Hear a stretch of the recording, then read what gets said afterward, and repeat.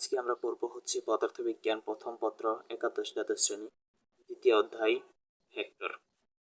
বস্তু জগতের যত পরিমেয় রাশি আছে তাদেরকে আমরা দুভাগে ভাগ করতে পারি, স্কেলার রাশি ও ভেক্টর রাশি। মোদ্দা কথা, বস্তু জগতে যত ধরনের রাশি আছে সেগুলোকে দুই ভাগে ভাগ করা যায়, একটা হচ্ছে স্কেলার রাশি, একটা হচ্ছে ভেক্টর রাশি। দুটি বল কোনো বস্তুর উপর আনত ক্রিয়া করলে বস্তুটি দুটি বলের কোনোটির দিকে না গিয়ে তৃতীয় একটা দিকে যাবে। মানে কোনো বস্তুর উপর যদি দুটো বল ক্রিয়েট করা হয়, বস্তুটি দুটো বলের কোনো দিকে না গিয়ে অন্য একটা দিকে যাবে, মানে তৃতীয় দিকে যাবে। এরকমটা কেন হয় তা জানার জন্য আমাদের পড়তে হয় ভেক্টর বীজগণিত। পদার্থবিজ্ঞানের ভাষা হচ্ছে গণিত, এটা কিন্তু মার্ক করে রাখার বিষয়। পদার্থবিজ্ঞানের ভাষা কি গণিত। মূলত গণিত ছাড়া পদার্থবিজ্ঞান আবিষ্কারের সম্ভব হতো না। গণিতের একটি গুরুত্বপূর্ণ শাখা হচ্ছে ক্যালকুলাস। মানে পদার্থবিজ্ঞানের শাখা মানে গুরুত্বপূর্ণ জিনিসটা হচ্ছে গণিত, গণিতের গুরুত্বপূর্ণ বিষয় হচ্ছে ক্যালকুলাস। মানে ক্যালকুলাস না থাকলে গণিত আবিষ্কার করা হতো না সম্ভবত, এরকম কিছু। আর গণিত আবিষ্কার না করতে পারলে পদার্থবিজ্ঞান আবিষ্কার হতো না। ভেক্টর এবং ক্যালকুলাসের ব্যবহার আমাদের হিসাব নিকাশকে সহজ করে দিয়েছে। আমাদের শিক্ষাক্রমের এই পর্যায়ে ভেক্টর এবং ক্যালকুলাসের ব্যাপক প্রয়োগ রয়েছে। এ অধ্যায়ে আমরা তাই ভেক্টর এবং ক্যালকুলাস নিয়ে আলোচনা করব। এখন আমরা পরের পেজে চলে যাই। এই তো পরের পেজে চলে আসলাম। এখন হচ্ছে 2.1 ভেক্টর রাশি ও স্কেলার রাশি। Vector and scalar quantities. বস্তু জগতে যা কিছু পরিমাপ করা যায় তাকে রাশি বলে। বস্তু জগতে যা কিছু পরিমাপ করা যায় মূলত তাকে রাশি বলে। যেমন কোনো বস্তুর দৈর্ঘ্য, ভর, বেগ, ত্বরণ ইত্যাদি সবকিছুই রাশি। যেমন হচ্ছে দৈর্ঘ্যকে মাপা যায়, ভরকে মাপা যায়, বেগকে মাপা যায়, ত্বরণকে মাপা যায়। এইগুলো হচ্ছে সবগুলোই রাশি। আবার কোনগুলো রাশি নয়, আমাদের আবেগ, আমাদের দুঃখ, এগুলো তো মাপা যায় না, এগুলো কখনো রাশি হতে পারে না। বস্তু জগতের এই সকল ভৌত রাশিকে বর্ণনার জন্য কোনো কোনোটির দিক নির্দেশের প্রয়োজন হয়, আবার কোনো কোনোটি রাশির দিক নির্দেশের প্রয়োজন হয় না। এই দিক বিবেচনা করে যাবতীয় রাশিকে দুভাগে ভাগ করা যায়, যথা সদিক রাশি বা ভেক্টর রাশি, নির্দিক রাশি বা স্কেলার রাশি। মানে হচ্ছে আহ, দিক দিক এবং মান এই দুটোর প্রয়োজনের স্বার্থে রাশিকে দুভাগে ভাগ করা যায়, স্কেলার রাশি এবং ভেক্টর রাশি। তারপর হচ্ছে স্কেলার রাশি। যে সকল ভৌত রাশিকে সম্পূর্ণরূপে প্রকাশ করার জন্য মান এবং দিক উভয়ের প্রয়োজন হয় তাদেরকে ভেক্টর রাশি বলে। আমি আগেই বললাম, যার মান এবং দিক উভয়টি প্রয়োজন তাকে ভেক্টর রাশি বলে। ভেক্টর রাশির মধ্যে কি কি আছে? সরণ, ওজন, বেগ, ত্বরণ, বল ইত্যাদি। আমরা জানি হচ্ছে বেগ হচ্ছে ভেক্টর রাশি। ত্বরণের মধ্যে বেগ আছে, যেমন a = v - u/t। এখানে কিন্তু ভি আছে, যেহেতু ভি বেগ মানে ভেক্টর রাশি, তার মানে ত্বরণ হয়ে যাবে ভেক্টর রাশি। আবার বল F = ma। এ হচ্ছে ত্বরণ, ত্বরণ যেহেতু ভেক্টর রাশি তাহলে বল আবার হয়ে যাবে ভেক্টর রাশি। তাই আমরা যদি একটা জানি, ভেক্টর রাশি সম্বন্ধে কোনো একটা তথ্য জানি, তাহলে অন্যগুলো খুব সহজে বের করে ফেলতে পারবো। তারপর হচ্ছে স্কেলার রাশি। স্কেলার রাশি যে সকল ভৌত রাশিকে শুধু মান দ্বারা সম্পূর্ণরূপে প্রকাশ করা যায়, দিক নির্দেশের প্রয়োজন হয় না, তাদেরকে স্কেলার রাশি বলে। মানে যে সকল ভৌত রাশি মানে যার শুধু মানের প্রয়োজন কিন্তু দিকের প্রয়োজন পড়ে না, শুধু মান হলে চলে, তাকে স্কেলার রাশি বলে। দৈর্ঘ্য, ভর, ত্রুটি, কাজ ইত্যাদি স্কেলার রাশির উদাহরণ। তারপর হচ্ছে এটা আগে বোঝাই, এটা হচ্ছে দৈর্ঘ্য, লেন্থ। আমরা শুধু যদি বলি যে এই কলমটির, এই পেন্সিলটির দৈর্ঘ্য হচ্ছে 10 সেন্টিমিটার, তাহলে কিন্তু হয়ে যায়। আমরা তো বলি না যে এটা উপর দিকে 10 সেন্টিমিটার, নিচের দিকে 10 সেন্টিমিটার, ঠিক আছে। আচ্ছা, তারপর হচ্ছে ভেক্টর রাশির ধর্ম। ভেক্টর রাশিকে সম্পূর্ণরূপে প্রকাশ করার জন্য মান ও দিক উভয়ের প্রয়োজন হয়। ভেক্টর রাশিকে সম্পূর্ণরূপে প্রকাশ করার জন্য মান এবং দিক উভয়টি প্রয়োজন হয়, এটা আমরা আগেই বলেছি। এখানে ভেক্টর রাশির সংজ্ঞাই হচ্ছে এটা। তারপর হচ্ছে শুধু মান অথবা শুধু দিক অথবা উভয়ের পরিবর্তন হলে ভেক্টর রাশির পরিবর্তন হয়। শুধু মান অথবা শুধু দিক অথবা উভয়ের পরিবর্তন হলে ভেক্টরের পরিবর্তন হয়, এটা কিন্তু মনে রাখার বিষয়, মুখস্থ করার বিষয় এখানে নাই। আপাতত এগুলো মনে রাখলেই হয় আর কি। ভেক্টর রাশির যোগ, বিয়োগ, গুণ ইত্যাদি সাধারণত গাণিতিক নিয়মে হয় না, ভেক্টর বীজগণিতের নিয়ম অনুসারে হয়। ভেক্টর রাশির যে যোগ, বিয়োগ, গুণ ইত্যাদি এগুলো হচ্ছে এগুলো মূলত বীজগণিতের যে নিয়ম আছে ওই নিয়ম অনুযায়ী হয় না, এটা সম্পূর্ণ ভিন্ন। যেমন আমরা ধরি হচ্ছে এই যে একটা খাতা নিয়ে আসলাম। এর মধ্যে যদি আমরা আমরা যদি একটা ত্রিভুজ ধরি, ত্রিভুজকে বিবেচনা করি, তাহলে হচ্ছে এই একটা ত্রিভুজ,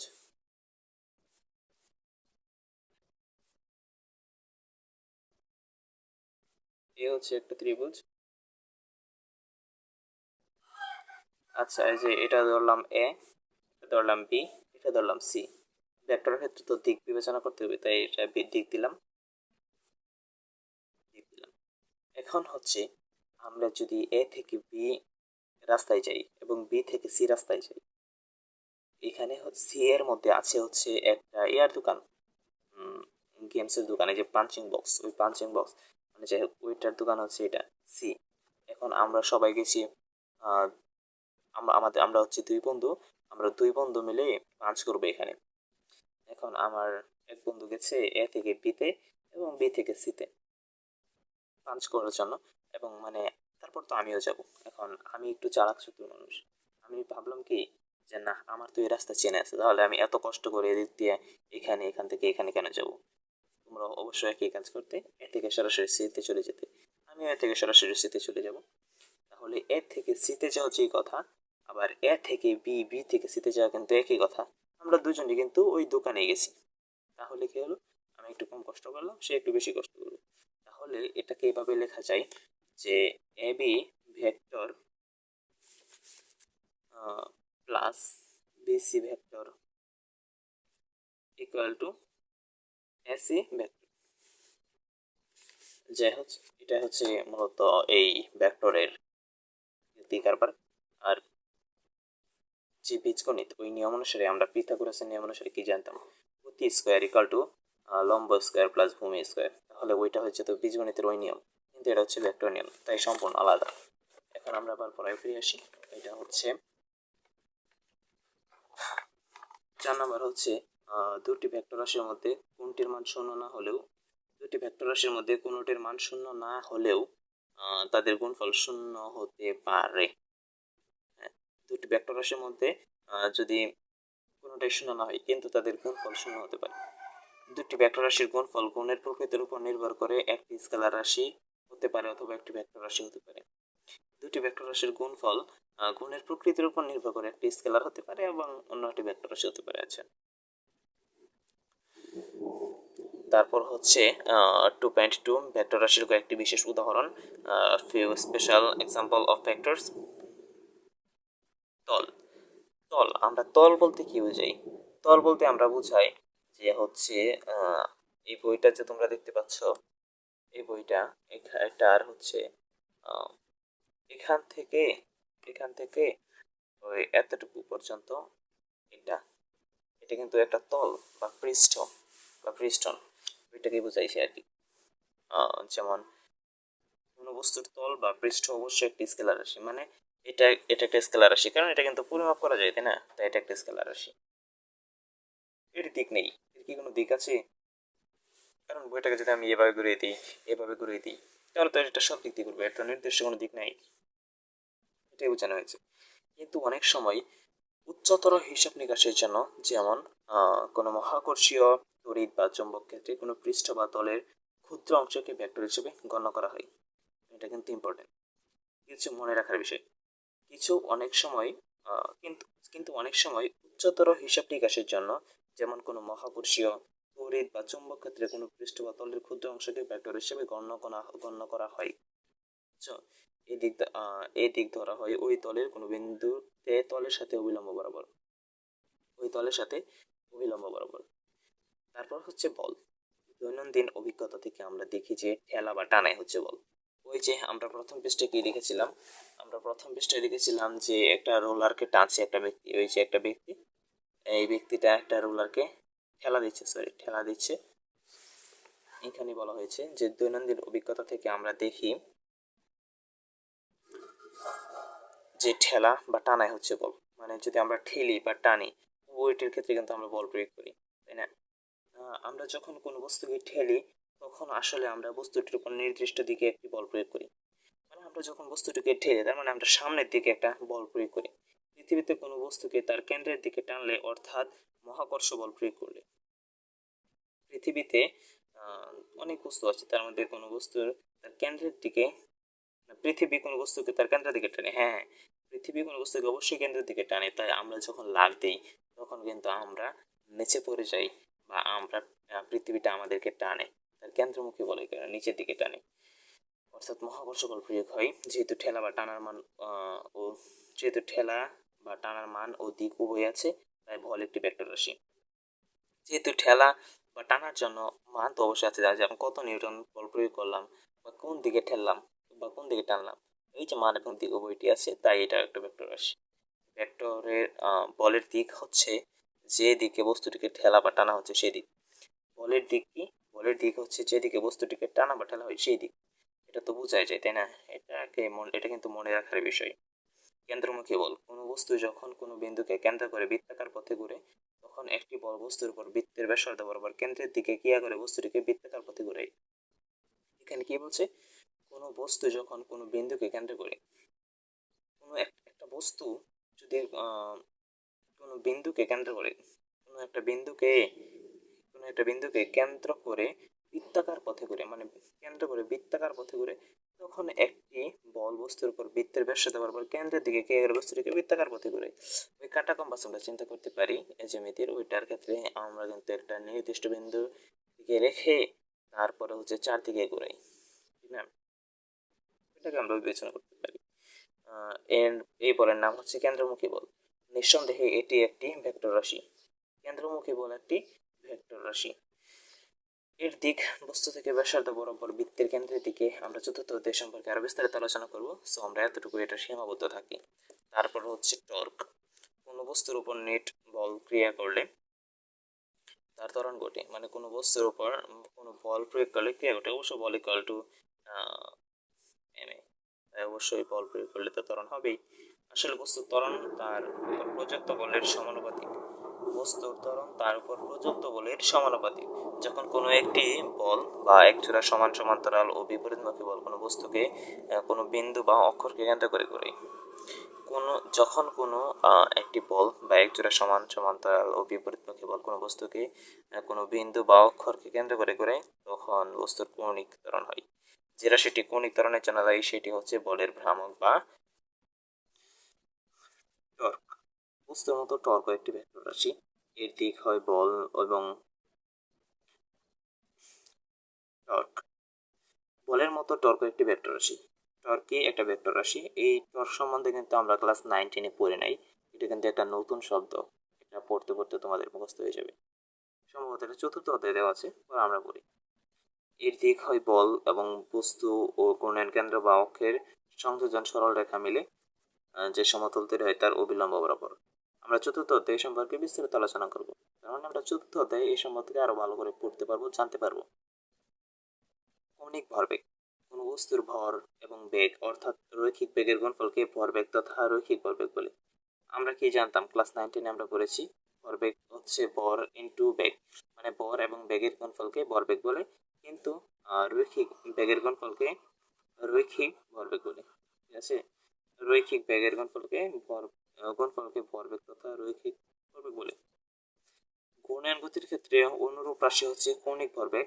এটি একটি ভেক্টর রাশি। তাহলে কৌণিক ভরবেগও একটি ভেক্টর রাশি।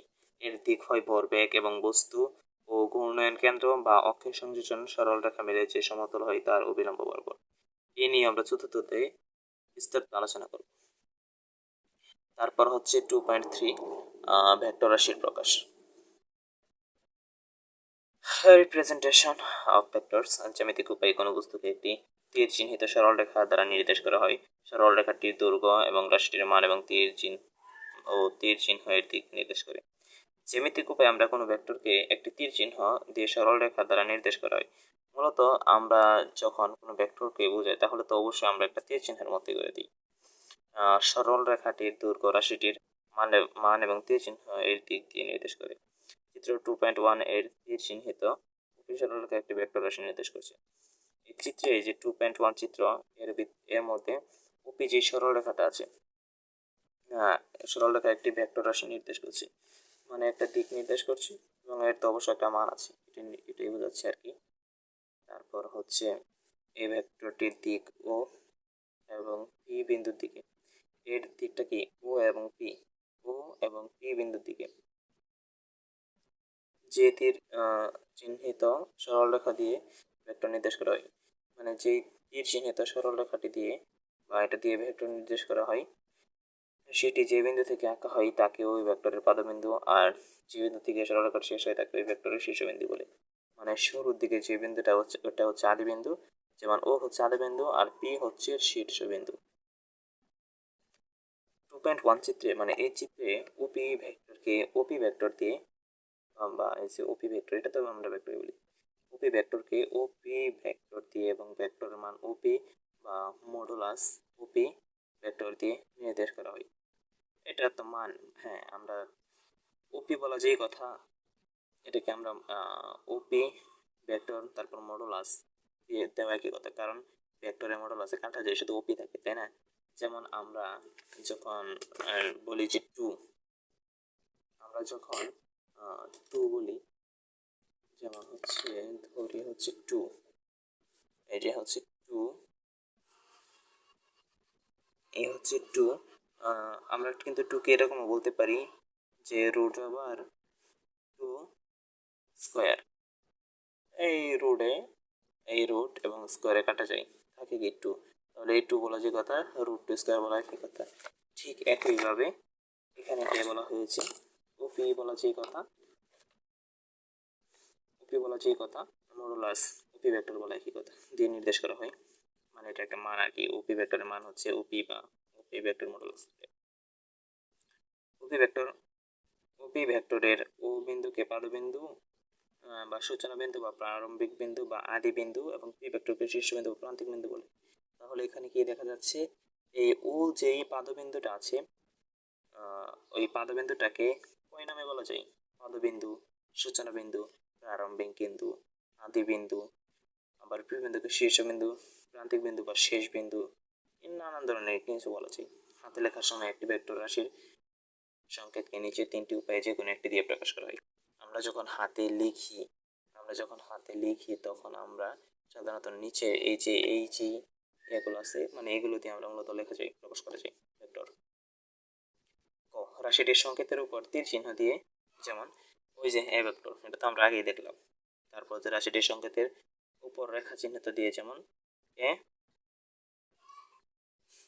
তারপর ওই এর উপরের দিকে একটা রেখা টানা হলো।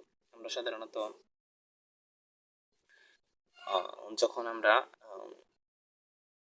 কি করতাম, পরিসংখ্যান করতাম ক্লাস 8, 9, 10-এ, তখন আমরা কি করতাম এক্স বার দিতাম, মনে আছে? এরকম ভাবে যে এক্স বার দিতাম, যেমন হচ্ছে এই যে এক্স বার, এরকম দিতাম এক্স বার, এটাকে তো আমরা এক্স বার বলতাম। আমরা যখন ভেক্টরের ক্ষেত্রে এরকম ভাবে দিব তখন এটা বারের মতো এক্স বারের মতো দেখা যায়, তার মধ্যে এটা দিয়ে পাইছে। তারপর রাশিটির সংকেতের নিচে রেখা দিয়ে চিহ্ন দিয়ে, যেমন ওই যে এন নিচে হচ্ছে গিয়া একটা রেখা, এটা খুব একটা সুন্দর দেখায় না, তাই আমরা সবসময় এটা দেওয়ার চেষ্টা করব, একটু কষ্ট হলো এটা দেওয়ার চেষ্টা করব। ছাপার ক্ষেত্রে সাধারণত মোটা হরফের এ চিহ্ন দিয়ে বা এ দিয়ে ভেক্টর রাশি এবং সরু হরফের এম বা এমডেলেস দিয়ে ভেক্টর রাশির মান প্রকাশ করা হয়। ওই যে এটা একটু বোল্ড করে রাখা হয়েছে, বোল্ড বোল্ড তো বুঝো, মোটা করে লেখা হয়েছে, এভাবে আবার লেখা যায়। ওইটা কি ছাপানোর ক্ষেত্রে লেখকরা যখন বই লেখে তখন যে ছাপানোর ক্ষেত্রে এরকম বোল্ড করে লেখা হয়, মানে এটা কিন্তু অনেক মোটা, ক্যামেরায় খুব একটা দেখা যাচ্ছে না। আবার এর মানকে শুধু এ হরফ দিয়ে বা এ দিয়ে প্রকাশ করা যায়। আবার এম মডুলাস দিয়ে এ ভেক্টর মানে বোল্ড করে লেখা হয়েছে। আমরা তো একটু আগে বললাম ওই যে টু রুট টু স্কোয়ার, ওইটার মতোই আর কি এটা। তারপর এটা দিয়ে ভেক্টর রাশির মান প্রকাশ করা হয়। অনেক বইয়ে ছাপার ক্ষেত্রেও হরফের উপর তীর চিহ্ন দিয়ে ভেক্টর রাশি প্রকাশ করা হয়ে থাকে, যেমন এখানেও ছাপা হয়েছে তীর চিহ্ন দিয়ে ছাপানো হয়েছে বেশিরভাগ। এই বইয়ে ভেক্টর রাশিকে অক্ষরের উপর তীর চিহ্ন দিয়ে এবং ভেক্টর রাশির মানকে সরু হরফ বা অক্ষর দিয়ে প্রকাশ করা হয়েছে, যেমন এ ভেক্টর একটি ভেক্টর যার মান এ অথবা মডুলাস এ ভেক্টর। আজকের মতো আমরা এখানেই শেষ করলাম, পরবর্তীতে দেখানো হবে কতিপয় ভেক্টর, আর ওই পাশে আর অনেক কিছু আছে ওইগুলো দেখানো হবে। সো আসসালামু আলাইকুম।